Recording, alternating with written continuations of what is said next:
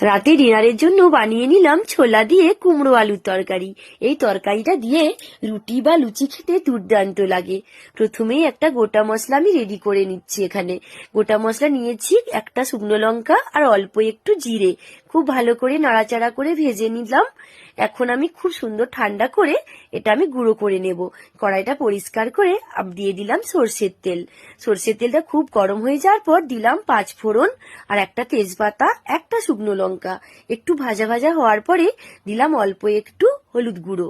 হলুদ গুঁড়োটা এই জন্যই দিলাম, সবজিটা দিলে চারিদিকে ছিটকাবে না। নাড়াচাড়া করে দিয়ে দিলাম সবজিটা এখন একটু নাড়াচাড়া করব। বেশ কিছুক্ষণ নাড়াচাড়া করে আমি এতে লবণ দিলাম পরিমাণ মতো স্বাদের ব্যালেন্সের জন্য, আর দিলাম অল্প একটু হলুদ গুঁড়ো কালারের জন্য। খুব ভালো করে নাড়াচাড়া করে নিলাম।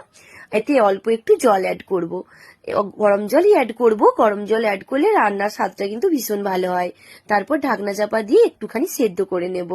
খুব সুন্দর কিন্তু আমার সেদ্ধ হয়ে গেছে। এখানে আমি একটু নাড়াচাড়া করে সেদ্ধ করে রাখা ছোলাটা অ্যাড করব। ছোলাটা দেওয়ার পর একটু নাড়াচাড়া করে নিলাম, একটু নাড়াচাড়া করে মিশিয়ে দিলাম। তারপর দিলাম স্বাদের ব্যালেন্সের জন্য চিনি, আর দিলাম ওই ভাজা মশলাটা। এই ভাজা মশলাটার টেস্ট কিন্তু ভীষণ সুন্দর, যে কোনো রান্নাতে দিলে স্বাদ কিন্তু দ্বিগুণ হয়ে যায়। খুব সুন্দর নাড়াচাড়া করে মশলাটা আমি মিশিয়ে নিচ্ছি। বেশ কিছুক্ষণ ধরে নাড়াচাড়া করে মিশিয়ে নিতে হবে, তাহলেই তো রান্না একদম রেডি হয়ে গেছে। কেমন হয়েছে তোমরা জানিও। এটা দিয়ে সত্যি ভীষণ ভালো লাগে রুটি বা লুচি খেতে।